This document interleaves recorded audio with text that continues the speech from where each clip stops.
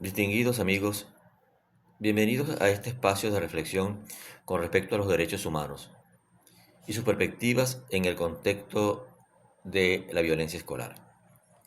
¿Cuántos aquí hemos observado y hemos sido testigos de una burla y no supimos qué hacer en ese momento?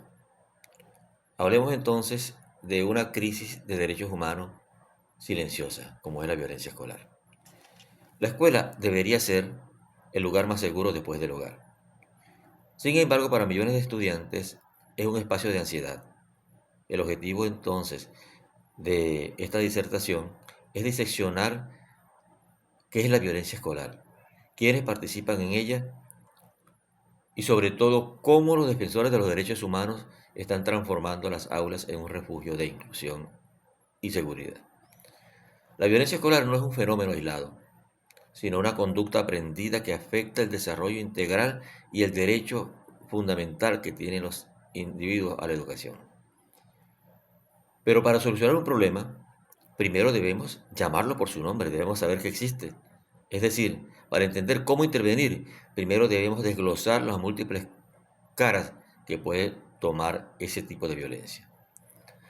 La violencia no es un solo golpe. Existe la violencia verbal que erosiona la autoestima con etiquetas. La violencia psicológica que utiliza el vacío y la inclusión social para anular al individuo. Y la violencia sexual que lamentablemente se manifiesta en comentarios y contactos no deseados. Hoy más que nunca debemos hablar del ciberacoso. A diferencia de la violencia física, el acoso digital no termina cuando suena la campana o termina la actividad escolar. Prosigue con el estudiante y lo persigue hasta su habitación las 24 horas del día, amplificando el daño a través de la viralidad. Estos actos no ocurren en el vacío. Se manifiestan en el aula, en los pasillos mal iluminados, en las redes sociales, pero siempre bajo un contexto de desequilibrio de poder. No es un conflicto de iguales, es una imposición de la fuerza. Ahora bien, ¿quiénes son los protagonistas de este escenario? No es solo una persona, es un verdadero sistema. En el acoso escolar interactúan tres figuras clave que pudieran etiquetarse como el triángulo del acoso. En primer lugar, el agresor, quien tiene el poder y suele buscar validación y proyectar sus propias inseguridades. Luego está la víctima, quien queda atrapada en un ciclo de indefensión. Y los observadores, los bystanders. Este es el grupo más importante, aquellos que miran, callan o ríen y celebran. El silencio del observador es el combustible del agresor. Romper ese silencio es la clave para poder desmantelar este sistema de violencia. ¿En qué contexto se produce o se manifiesta este acoso o esta violencia? En los espacios con menor supervisión, por ejemplo, como las aulas y los pasillos. La violencia invisible pero permanente en el entorno digital. Y en el contexto sociocultural, cuando el machismo o la discriminación del exterior se filtran a la escuela. Ante este panorama complejo, surge una figura clave para transformar la realidad, son los defensores de los derechos humanos.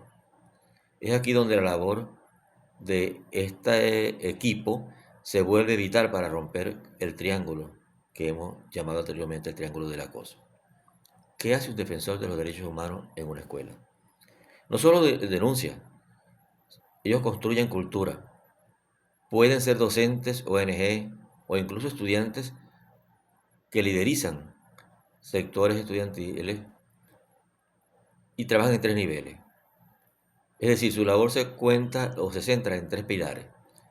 El primer pilar es el pilar de prevención, creación de protocolos y educación en empatía, implementación de programas de inteligencia emocional para que los niños aprendan a gestionar sus emociones sin recurrir a la fuerza.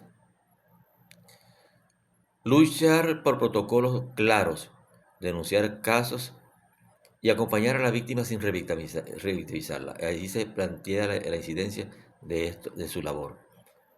Una escuela segura no es la que no tiene problemas, sino la que sabe exactamente qué hacer cuando surgen estos tipos de problemas. De mayor importancia es la inclusión en la labor de los derechos humanos y los defensores de los derechos humanos. Garantizar que el origen étnico, la orientación sexual o la condición neurodivergente de un estudiante no sea motivo de burla, sino de celebración para la diversidad. Es necesario promover leyes y políticas públicas que garanticen entornos seguros e inclusivos. Para ir cerrando, estas acciones nos llevan a una reflexión necesaria sobre nuestra responsabilidad colectiva. Debemos entender que la paz escolar es una construcción diaria. En conclusión, la violencia escolar no es inevitable. Es el resultado de contextos que permitan la desigualdad. Hemos visto que identificar los tipos de violencia y entender el rol del observador son pasos cruciales, pero nada de esto funciona sin el compromiso activo de proteger los derechos humanos en cada rincón del plantel. La violencia escolar es un síntoma de una sociedad que necesita curar, necesita sanarse. La inclusión no es un favor, es un derecho ciudadano. La educación no puede ocurrir si hay miedo. La seguridad escolar comienza con la negativa a ser un observador pasivo. Ser defensor de derechos humanos no requiere un título, se requiere de valentía, de no ser indiferente. Por eso entonces hagamos de nuestras escuelas lugares donde lo único que contagie sea el respeto. Gracias por acompañarme en este sencillo aporte de conciencia y salud escolar. Les invitamos a reflexionar sobre qué pequeño ajuste en la conciencia o en el entorno de bienestar y armonía en el mundo escolar puede hacerse hoy. Soy Pedro Arcila Boyer, cursante del posgrado de Derechos Humanos en la Universidad Nacional Abierta Centro Local Nueva Esparta. Siempre tratando de conectar ideas para una vida mejor. Hasta una nueva oportunidad.